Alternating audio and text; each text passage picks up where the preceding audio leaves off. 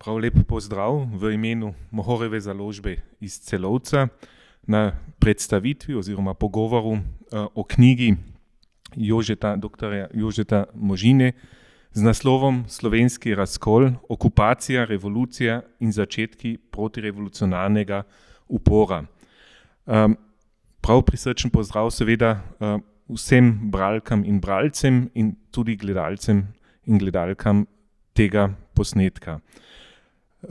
Naš pozdrav seveda tudi velja avtorju dr. Jožetu Možini, ki je bil pripravljen za pogovor in tudi za predstavitev te knjige, ki je pravzaprav že izšla leta 2019, to se pravi decembra, tik pred pandemijo, in je zdaj pač prvič možno, da jo predstavimo tudi na Slovenskem knjižnem sejmu.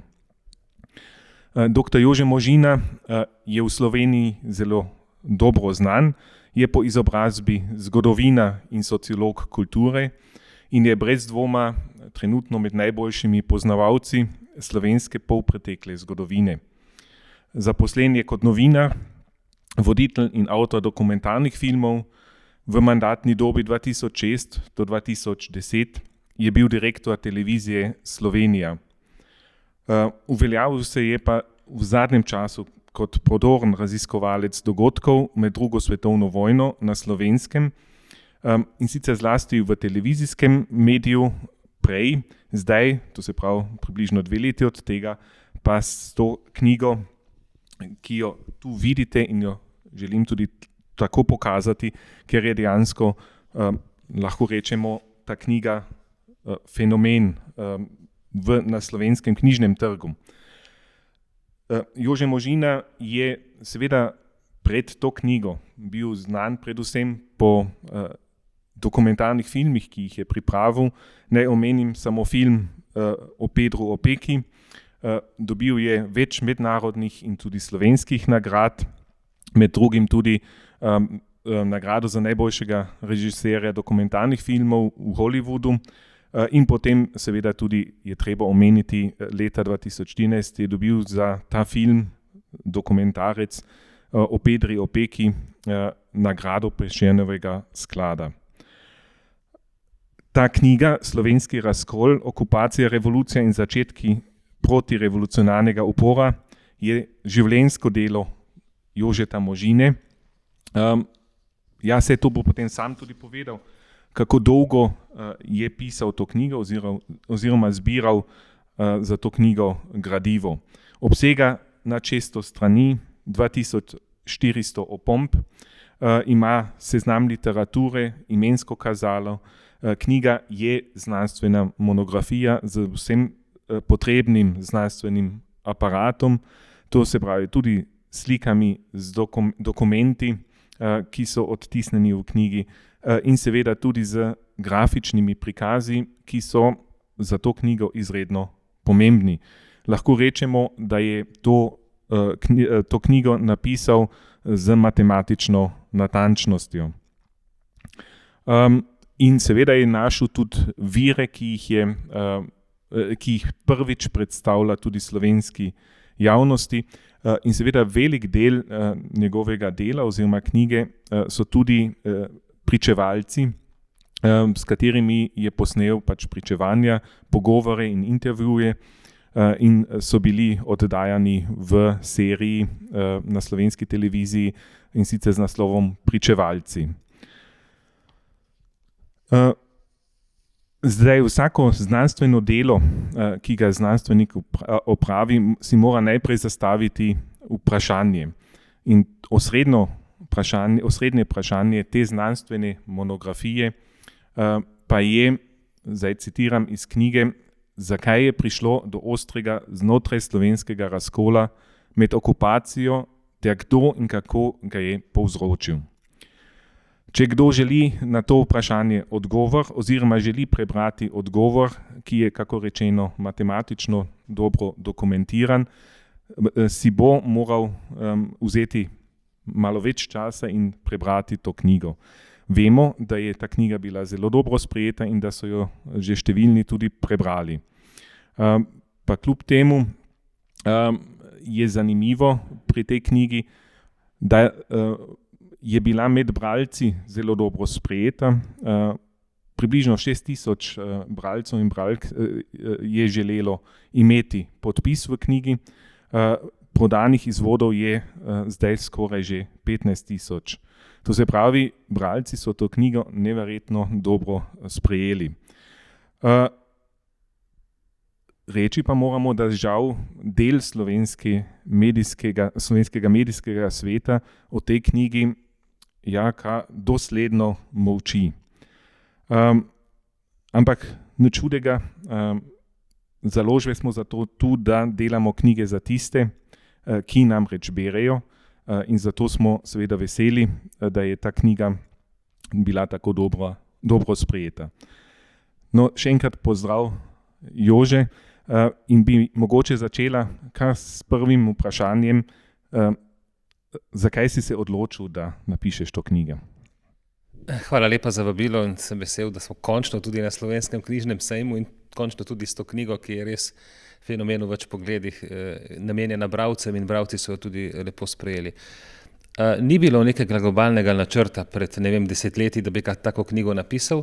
V enem smislu se je ta ambicija rodila postopoma. Raziskovanje te dobe me spremlja večji del aktivnega življenja, zmeraj me je zanimalo, zakaj je pravzaprav do tega prišlo. Jaz sem doma s Primorske, pri nas te zadeve, sploh v tem našem delu Primorske, niso bile tako zaostrene, tam je bil pač boj proti fašizmu v ospredju. Moji tudi predniki so bili iz tigrovskih vrst, bili so preganjani v času fašizma in tako naprej, tako da nimam neke osebne, direktne zgodbe, sicer kasneje so bili žrtve vseh 3 totalitarizmov, ampak res me je zanimalo, zakaj. Našel sem tudi to literaturo, ki je izhajala v tujini, tudi na vašem koncu. To sem že kot mladostnik bral in me je še bolj zanimalo in pritegnilo. Potem sem snimal seveda pričevanja, ves čas raziskoval, delal te dokumentarne filme, ki se dotikajo tudi tega področja, potem doktoriral z tega področja in vsi so rekli, ko so ta doktorat brali, to moraš narediti knjigo. In tudi sam sem vedel, da je čas dozorel. Sem pa potem pilil še 3 leta pa pol, v tem 20-letnem loku je bilo 3 leta pa pol še bolj intenzivnih, tako da je do te knjige prišlo. V najboljši viri, na najbolj možen, pošten način, kolikor sem ga pač premogel. In je en blagoslov, da je knjiga res izjemno sprejeta med bralci, kljub temu, da so ti mainstream mediji v glavnem o tem molčijo. Ampak končno se to niti ni tako pomembno, važno, da knjiga med bralce pride in tukaj je res en uspeh, ki me je presenetil. Kljub koroni in tudi to, ko so se začele te predstavitve, že prva v Cankarjevem domu, polovica ljudi je ostalo pred vrati. Zakaj? Ker očitno zato, ker tle ne gre samo za knjigo, ki bi govorila o zgodovini, ampak ljudje instinktivno čutijo, da je ta zgodovina še tako živa, predvsem zato, ker smo jo poskušali zamolčati, prikriti, jo ponarediti in se to ne da več. In množile so se predstavitve, ki jih je korona prekinila, ampak to je res izjemno zadoščenje, ki ga redko avtor doživi. Veste, je bilo tudi v manjših krajih po 100, 200, 300, tudi 400 ljudi, ki so vsak 3., 4. je hotel imeti knjigo. Da je korona je to prekinila, ampak se je pa potem prodaja vršila v knjigarnah in po spletu. Tako da, kaj naj rečem, mislim, res je ena zgodba o uspehu, kljub temu, da gre za tako težko zgodbo, si marsikdo to knjigo zanimivo zaželi za družino, za darilo in tako.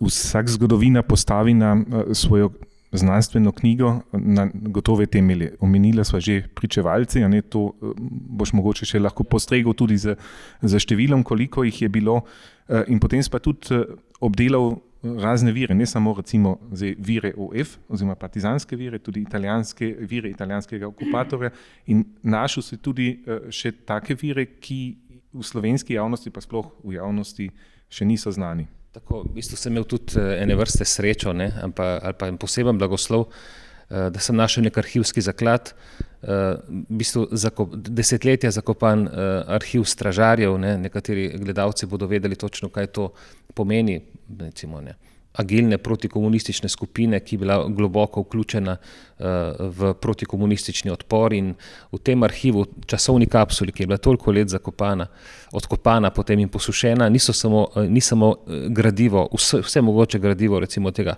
protikomunističnega tabora, ampak ker so bili oni tudi v domobranski policiji, ker so razbijali te partizanske bunkerje po Ljubljani, je ogromno primarnega gradiva tudi z partizanske strani, med drugim bom potem mogoče pokazal osebna korespondenca z Zdenki Kidrič, Edvarda Kardelja, kjer so navodila za pomore, kjer se ocenjuje situacija. Tako da to je absolutno ena posebna zgodba, ki daje knjigi en dodaten moment.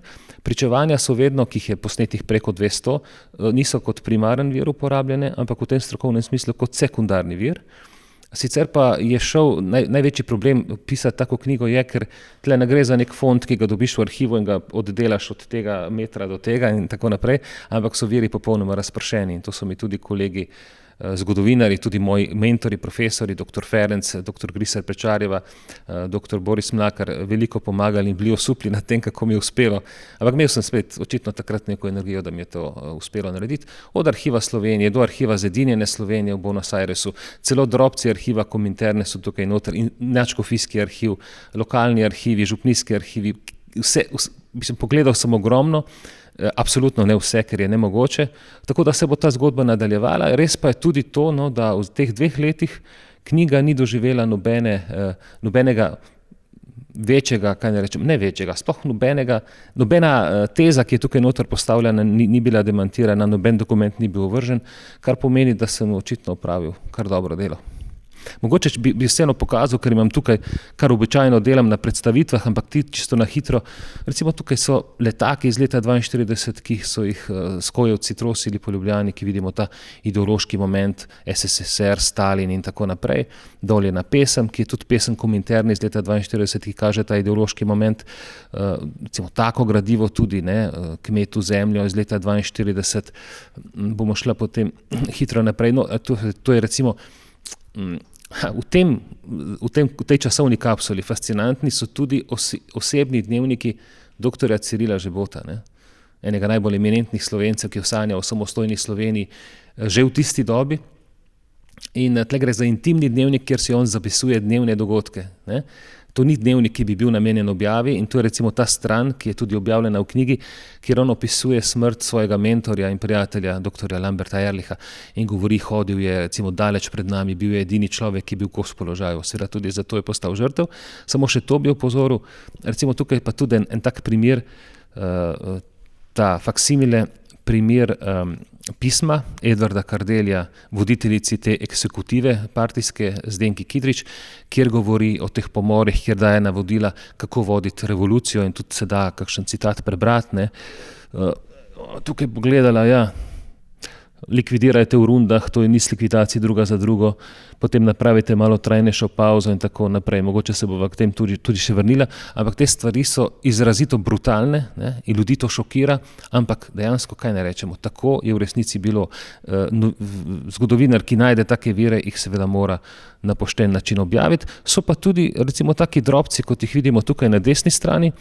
To je tudi iz leta 42, to je pa poročilo ene partizanske skupine, ki jo vodil Peter Cafuta-Gat, znan morilec, bomo rekli, ker so tukaj po dnevih napisani, kaj je v tistem tednu postoril. V glavnem gre za organizirane rope in za pomore celih družin, v tem primeru recimo družine Mravljetove, in podpisane spodaj komandir tovariš Peter Cafuta-Gat. Tako da noter so tudi take stvari, recimo tu so edini znani barvni diapozitivi protikomunistične strani, ki sem jih našel v Argentini, kažejo pa seveda odkop komunističnih žrtev v Badovljah iz leta 1944, pobitih sicer oktobra 1943. Tako da tle je en ogromno enih fascinantnih zadev, ki so pač v to knjigo tudi vključene. Če se zdaj osredotočimo malo na oziroma lokalizirava, kaj si opisal, oziroma kateri prostor si opisal, oziroma dogajanje v katerem prostoru in pa v katerih letih. Ker vemo, ta zgodovina je ogromna in dokaj zapletena, tudi v tistem času Slovenija razdeljena na 3 enote, tako rekoč, in ti si se tako osredotočil na Ljubljansko pokrajino. Seveda je nemogoče obdelati vse na dovolj kvaliteten način, tu je kapilarna študija. zavedal sem se, gledajte, samo v arhivu Slovenije je dokumentov, ki zadevajo drugo svetovno vojno, okrog 6 milijonov, kljub temu, da je bilo 80-90% najbolj obremenilnih dokumentarnih virov, ki bi recimo obremenili partijo in vodilne partice, uničenih. Tukaj ni enostavno se temi stvarmi ukvarjati. Mene je od vsega začetka zanimal izvor tega razkola. Mi vemo, kaj se je zgodilo leta 1944-1945 z množičnimi pomori. Ampak kje so vzroki, kje so posledice, kdo je začel in zakaj in na kakšen način je začel, to me je zanimalo. In seveda Slovenija je bila okupirana oziroma napadena strani 3 okupatorjev, zasedena strani 4, ker če smo čisto natančni, je tudi en pas ob hrvaški meji je zasedla takrat ta marionetna hrvaška NDH in tudi tam uprizarjala zločine proti Slovencem. Italijanski okupator se je v tem delu, ki ga je zasedel v samo Ljubljanski pokrajini, odločil seveda ni imel dobrih namenov, za neko taktiko blage okupacije, poskrbel je za preskrbo, dopustil je slovenski jezik, slovenske časopise, v šoli je samo dodal tudi italijanski jezik, dopustil je univerzo, delala je opera in tako naprej. Nemški okupator, ko vemo, se je odločil takoj za brutalen izgon vseh intelektualcev, duhovnikov, profesorjev, imel je načrt izselitev ogromnega števila Slovencev, kar je tudi že začel izvajati, se pravi popolnoma črno in belo. No, in zanimivo je in pomembno, da se ta proti-odpor, ki je bil na ustih proti-okupatorski, ko pa gremo šteti žrtve, proti komu je bil usmerjen, vidimo, da je bil v večji meri, tudi proti okupatorju, ampak v večji meri proti domačemu, civilnemu prebivalstvu, se to začne v Ljubljanski pokrajini, kjer so bile razmere najbolj ugodne, ker je bil okupator blag in so Italijani tudi po svoji tej rimski logiki divje et impera, deli in vladaj, njim je bilo na začetku všeč, da se Slovenci med sabo sami kontrolirajo, ko so pa te stvari šle tako daleč, so tudi oni niso bili sposobni ali pa niso hoteli dejansko uvesti reda in miru, kar je tudi okupator po ženevskih konvencijah, ki so takrat veljale, dolžan storiti. Tako da zato sem izbral Ljubljansko pokrajino, ker se tukaj zgodi recept za revolucionarni, tako za protiokupatorski odpor, kot tudi za preplet z revolucijo. In ta model se potem razširi na čisto celotno Slovenijo. Končno pljuskne tudi na avstrijsko Koroško, tudi v Benečijo, tudi v Prekmurje, povsod. In tukaj pa po istem principu, tukaj pa jedro za razumevanje, kako se je to zgodilo. Zdaj neka kratka formula, rečem, režimskega zgodovinopisja. In ta formula je veljala od 1945 do 1990 in velik del zgodovinopiscev, zgodovinarjev in zgodovinark tako formulo, ki res nekako tako skrajšam, uporablja še danes, in še danes sledi te formuli. Jaz bi jo na kratko takole prebral. Okupatorji so napadli in razkosali Slovenijo, partizani oziroma OF pod vodstvom komunistov so se takoj in usklajeno uprli. Slovenski konzervativni tabor in cirkus sta se spajdašila z okupatorjem in izdala slovenski narod. Ti si pa zdaj vendarle pregledal ogromno virov, poslušal in spraševal veliko tudi pričevalcev.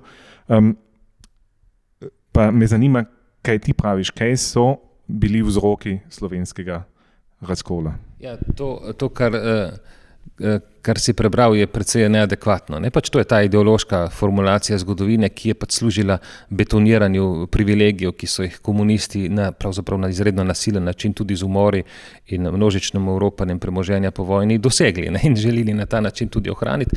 Jaz sem bolj kot za neke parole ali pa kot bi rekel neke sestavke, bolj je treba pogledati dejstva. In ko se pogleda dejstva, niso stvari črno-bele, ampak dajo človeku možnost, da razume in da se tudi opredeli. Nikoli pa ne na črno-bel način in tudi nikoli zgodovina ni do konca raziskana.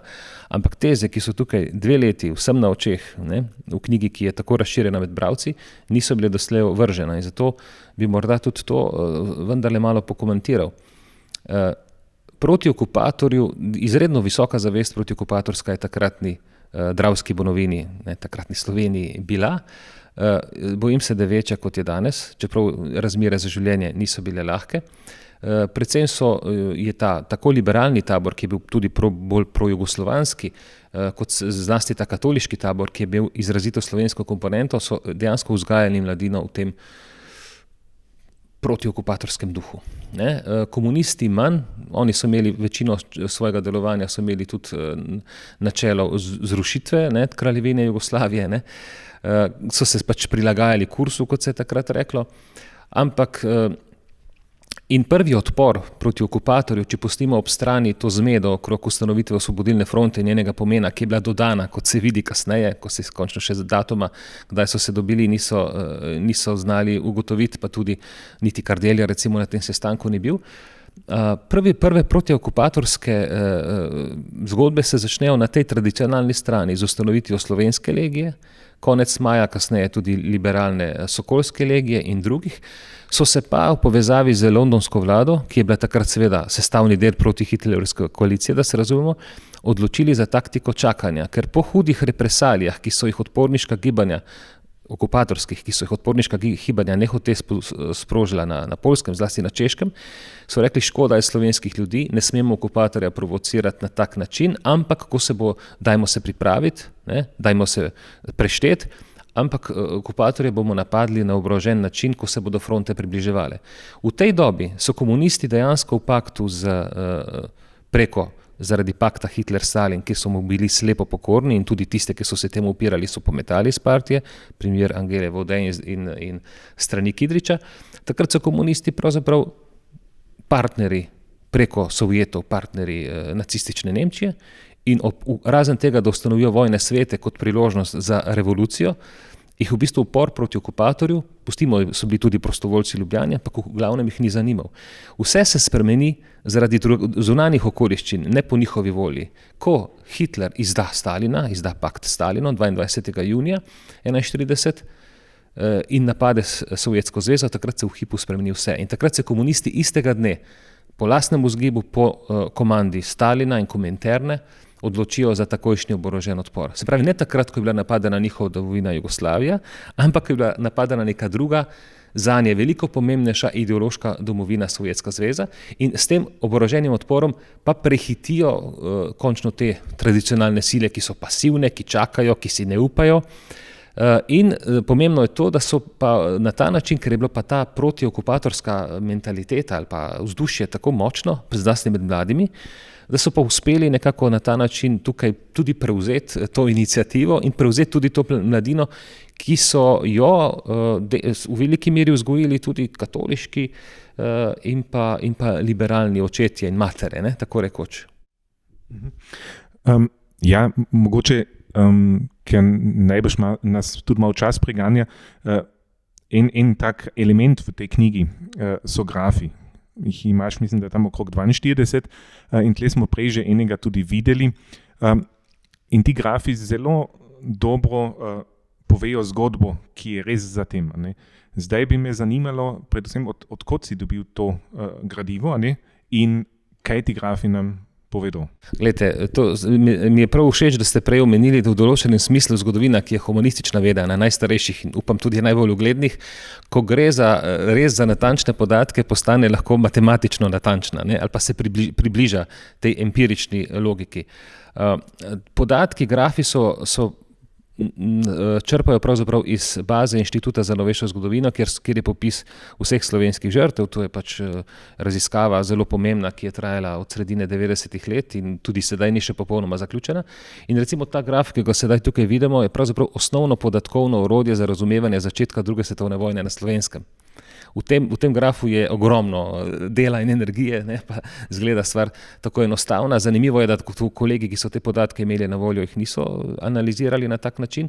Tukaj imamo recimo vse v vojni vključene oborožene strani, imamo okupatorje, imamo partizansko stran, to je rdeča črta, okupator je črna in imamo protikomunistično modro stran. In tukaj gre zdaj po mesecih, kako je prihajalo do žrtev in kdo jih je povzročil. Gre za samo civilne žrtve. In tukaj vidimo, da tej ljubljanski pokrajini, pravzaprav od aprila se začne šteti pa do konca leta 1942, to je to ključno obdobje, da se z vidika žrtev, civilnih žrtev med ljudmi ni zgodilo nič. Nič takega, da je v bistvu žrtev praktično ni. Da se vse skupaj, da je tudi okupator s to svojo taktiko, kot vemo, ni povzročal žrtev. Ko se začne pojav partizanov, pa partizani zanimivo z vidika povzročanja žrtev več žrtev kot okupatorji povzročijo Slovencem, ampak ne oboroženim Slovencem, ker je takrat oboroženih Slovencev, ki bi bili proti komunistom, še ni bilo, ampak domačemu civilnemu prebivalstvu. Celo graf imam noter, ko se vidi, da je bilo razmerje žensk izredno visoko in tudi otroških žrtev. Ne? In tukaj dejansko to ključ, čakajte, zakaj je pravzaprav v tej vojni šlo, če so pa pobijali slovenske civiliste in to v dobi, ko protiokupatorskih ali pa protikomunističnih enot niti ni bilo. Tukaj vidimo za začetek revolucije. Zakaj se je to zgodilo?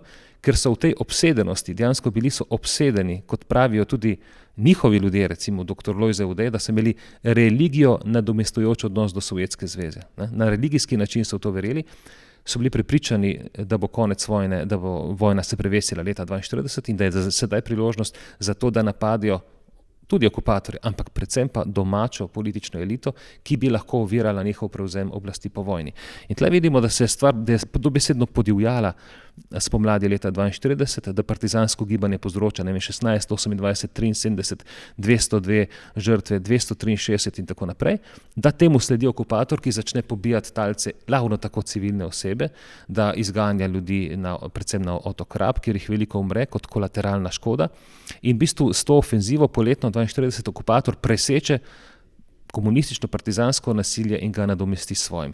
To čisto na kratko, recimo pomen tega grafa, na katerega tudi režimski zgodovinari, če se tako malo po starem izrazim, nimajo odgovora, ker ga ne moreš imeti. In zato ta graf stoji in je bistven za razumevanje druge svetovne vojne. Nažalost je tako bilo. Jaz nisem kriv, če je tako bilo. Nažalost je tako bilo in resnico moramo povedati. Je v knjigi ogromno teh tudi osebnih zgodb, zato še enkrat pozivam bralce in bralke, da si res to tudi preberete. Neka tema me pa še zelo zanima, jaz sem namreč bral tudi, oziroma v tej knjigi sem bral tudi o usodi Romov. Zdaj kot avstrijski zgodovinar vem, da je nacionalni socializem na prvem mestu preganjal Jude in pobijal in jih želel popolnoma uničiti. Na drugem mestu so pa že prišli Romi tudi. Ampak zdaj nacionalsocialistov v tistem času na tem območju, ki ga je Italija kontrolirala, ni bilo. Zakaj so pobijali in kdo je pobijal Rome? Glejte, veteranske organizacije, ki zastopa partizansko gibanje, Zvezi združenj borcev za vrednote narodnoosvobodilne vojne, nihče ne postavi tega vprašanja. Končno so bili še veterani, še živi, še zdaj je kdo živel, da bi jih vprašali, zakaj se je partizansko gibanje, seveda tudi treba vedeti, da gre za komunistično vodstvo, ne za partizane kot take, odločilo spomladi 1942, maja 1942, da dobesedno pomori celotno romsko populacijo, do katere je lahko prišla. Končno so v Črnomelj, v Kanižarico so šli sami iskat 80-90 Romov, ampak to govorimo o družinah z otroci v red, to je bilo popolnoma. Na tak način se niso znesli niti nad protikomunističnimi družinami, tako da bi celo naselje pokončali. Tla gre pa opisanih je 5-6 primerov, to je zelo neprijetna zgodba za revolucionarno gibanje in za partizanski boj, da so bile dejansko pobite cele družine. Razlog, nekateri potem ponesrečeno sanjarijo, preventivno, ker bi lahko izdajali ali so izdajali. Čakajte, kdo? Otroci, ženske, tukaj imamo, recimo v Iški, kjer je bilo grobišče izkopano pred 4 leti, recimo 50 žrtev romskih, od teh 50 jih je 25 žensk, od teh 50 jih je 25 otrok od nekaj mesečnih naprej, noseča ženska. Tako, in problem je tudi v tem, zato je ta zgodba tako težka, ker so vsaj 4 neposredno vpleteni, tukaj imamo tudi grobišče, imamo gor tudi partizanski dokument, ki sam pove, sami med sabo so si sporočali, kaj so naredili, po povelju, seveda po hierarhiji, 4 vpleteni poveljniki, recimo v poboj Romov v Iški, so še danes narodni heroji, recimo tudi Bojan Polak Stenka, Luka Vidmar.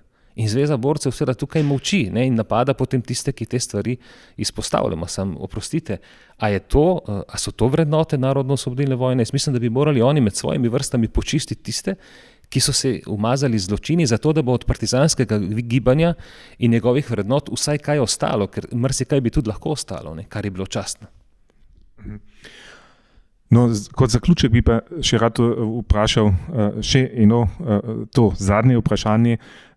Velikokrat je ta očitek pride tudi, da zakaj tako rekoč mešamo po tej zgodovini, ki je že preteklost, spet odpiramo rane, da to ni potrebno in tako naprej. Zdaj, menim pa, da je ta knjiga ni samo zaradi tega, ker bi recimo natančno povedala, kaj se je dogajalo takrat, z dogodki, podprto z arhivskimi viri, pričevalci in tako naprej, temveč ima tudi nek pomen za nas danes, ki teh časov nismo doživeli. Mogoče bi tle še napeljal tudi to, poznamo zdaj tudi epigenetiko in pa tudi to znanost o transgeneracionalnem prenosu travm. A mogoče malo o tem še kaj poveš? Bom še o tem za zaključek. Seveda, jaz sem tudi sociolog kulture in so me te stvari vedno zanimale, tudi končno ta privilegij pogovorov z 200-250 ljudmi najstarejše generacije, tudi starimi 100 in več let, so mi dali vedeti, kako so, ne glede na to, kateri strani so bili, če so doživljali hude preizkušnje, bodi si na fronti, bodi zaradi tega ali drugega nasilja, kako težko to vpliva nanje. To je pač en nivo.